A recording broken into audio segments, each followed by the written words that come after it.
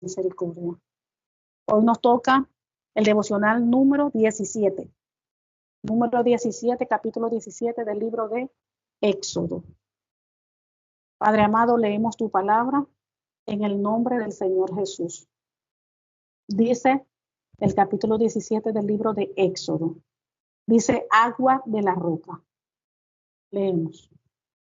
Toda la congregación de los hijos de Israel partió del desierto de Sin por sus jornadas, conforme al mandamiento de Jehová, y acamparon en Refidim, y no había agua para que el pueblo bebiese.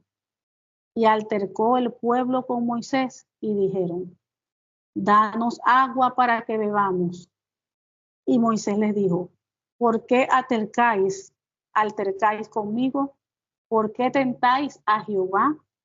Así que el pueblo tuvo allí sed y murmuró contra Moisés y dijo: ¿por qué nos hiciste subir de Egipto para matarnos de sed a nosotros, a nuestros hijos y a nuestros ganados?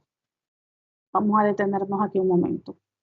Recuerden que el pueblo de Israel venía viendo el poder de Dios, las maravillas de Dios. Fue Dios mismo quien los liberó, el pueblo de Israel, de allá, del país de Egipto, del faraón. Vieron el mar abrirse por la mitad, pasaron por el mar en tierra seca, vieron todo lo que aconteció con las plagas, que murieron todos los primogénitos.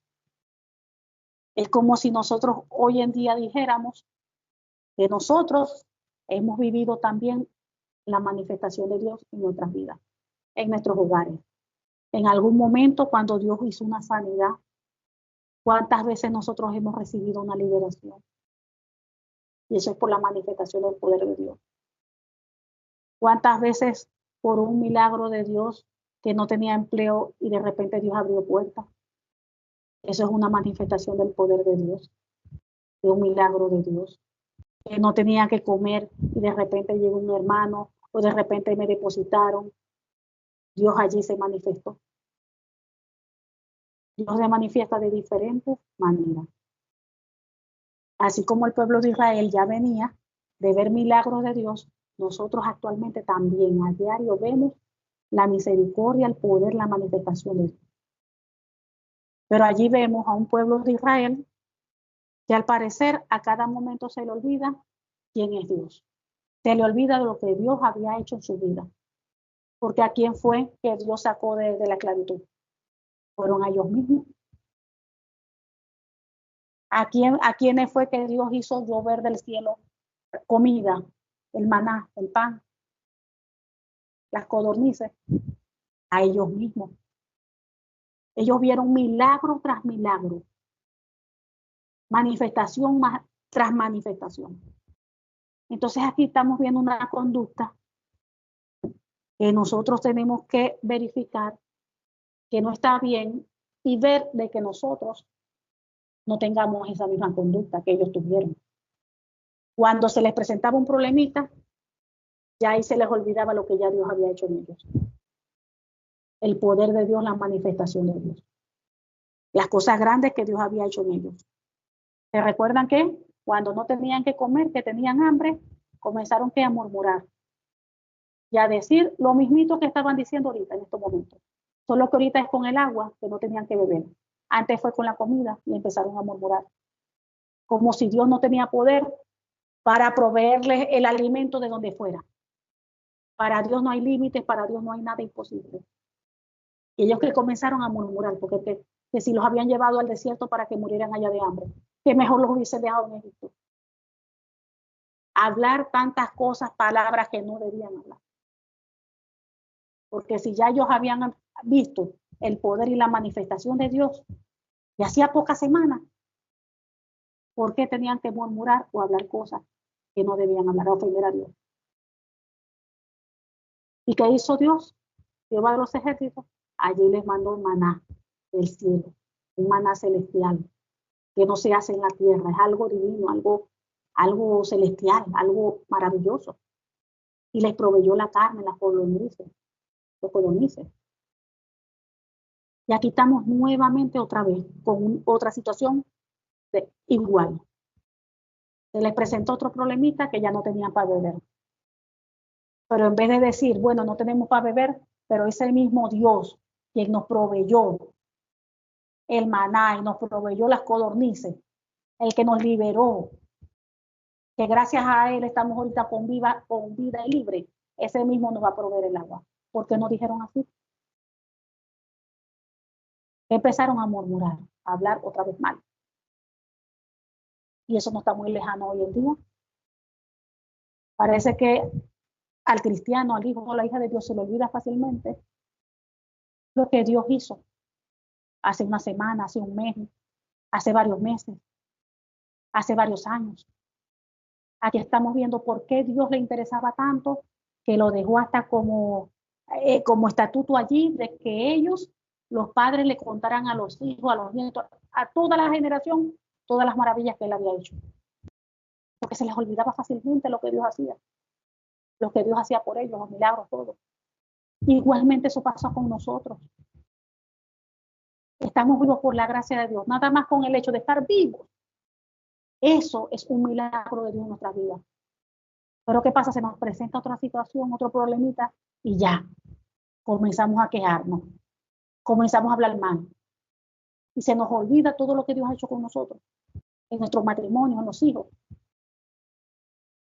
Porque se nos presenta algo negativo, una aflicción, un problemita, ya, Dios no es Dios. Y eso es lo que le pasaba al pueblo de Israel.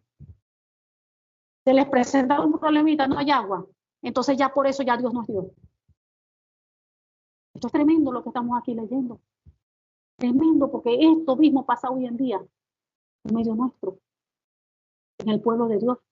Se les olvida fácil las cosas que Dios hace. Por eso es que el Señor, Dios había establecido que tenemos que dar testimonio de todo lo que Dios hace, así como hizo con el pueblo de Israel, que todo lo que Dios hace en nuestras vidas tenemos que estar contando a los hijos constantemente, los milagros que hizo, las maravillas, que me abrió puertas por aquí, me abrió puertas por allá, que Dios me sanó, así hayan pasado 50 años, mira, Dios me sanó, Dios hizo un milagro, mira, Dios es poderoso. Recuerdan que hablamos eso, ¿cuánto estamos haciendo eso con los hijos, con los nietos, todos? Para que nuestra descendencia no se le olvide quién es Dios y no se aparten de los caminos, porque todo el tiempo le estamos allí hablando de Dios, de su palabra, de las maravillas, de los milagros, de lo que Dios hizo en nosotros, en nuestro hogar, en nuestra familia. Constantemente hay que recordárselo, porque aquí estamos viendo que al pueblo se le olvida cada rato lo que Dios hace.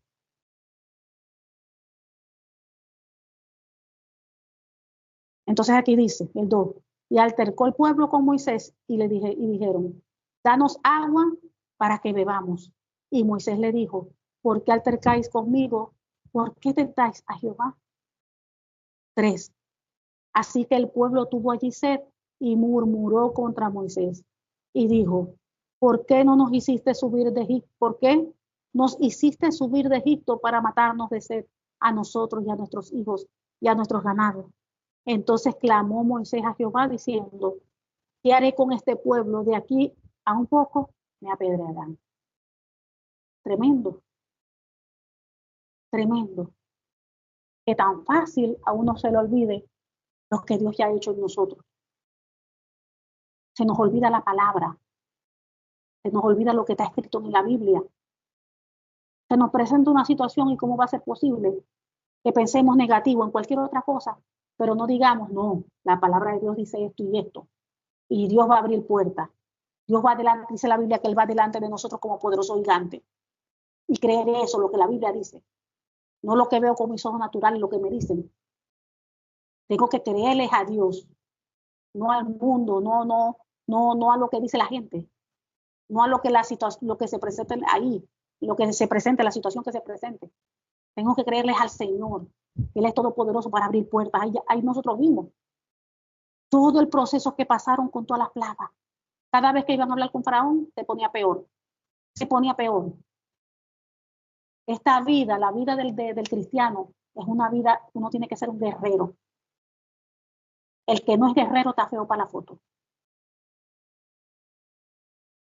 El que es débil tiene que fortalecerse. Porque si está débil no dura mucho. Esto es una guerra. durante de 24 horas los 7 días de la semana hasta que Cristo venga. Esto es para guerreros. Y así como el enemigo diariamente lucha para dañarnos, para destruirnos, para dividir nuestro matrimonio, para destruir a los hijos, destruir nuestro hogar, el Señor a nosotros nos ha dado todas las armas para defendernos. Pero nosotros tenemos que estar en todas nuestras áreas bien delante de Dios. Y si hay áreas en nosotros que tenemos que arreglar, tenemos que trabajar en eso. Porque nosotros cada día tenemos que buscar parecernos a Cristo, no a la gente del mundo, a Cristo. Yo tengo que hablar como un cristiano, como un hijo de Dios. Tengo que pensar con la mente de Cristo, sentir con el corazón del Señor, amar como Él me pide que ame, amar a mi prójimo como me amo yo, así como Él nos amó a nosotros. Y dice el 4, entonces clamó Moisés a Jehová diciendo, ¿qué haré con este pueblo? De aquí a un poco de tiempo me apedrarán. Y Jehová dijo a Moisés, pasa delante del pueblo y toma contigo de los ancianos de Israel. Y toma también en tu mano tu vara, con que golpeaste el río, y ve. He aquí que yo estaré delante de ti, allí sobre la peña en Horeb, y golpearás la peña, y saldrán de ella agua, y beberá el pueblo. Y Moisés lo hizo así en presencia de los ancianos de Israel. Y llamó el nombre de aquel lugar Masat y Meribá, por la rencilla de los hijos de Israel, y porque tentaron a Jehová diciendo, ¿está pues Jehová entre vosotros o no? Fíjense cómo dijeron ellos, tentándolo, ¿eh? ¿Está pues Jehová entre nosotros? O sea, Dios está con nosotros, ¿está o no está? Ay, santo Dios todopoderoso. De verdad que Dios tuvo allí misericordia. El Dios que había hecho todo lo que había hecho. Y todavía se atreven a decirle así. Tenían hambre y Dios les proveyó la comida. Y todavía se atrevieron a expresarse así. ¿Está pues Jehová entre nosotros o no está? Ay, Jesucristo. Y aquí vemos, wow, tremendo de verdad. Entonces vemos aquí en el versículo 7, ¿verdad? Que Masá significa prueba. Y Meribá significa discutir. Entonces allí Moisés llamó a aquel lugar Masá, que significa prueba, porque allí fueron probados. Recuerden que eso lo estuvimos también leyendo ayer, que Dios los iba a probar a ellos, porque Dios prueba para que sepan. Fíjese, Dios les permitió pasar esa situación para probarlo, para ver qué había en sus corazones, si de verdad iban a confiar en ellos o no, si de verdad iban a obedecer o no. Dios los probó y a nosotros también nos prueba el Señor.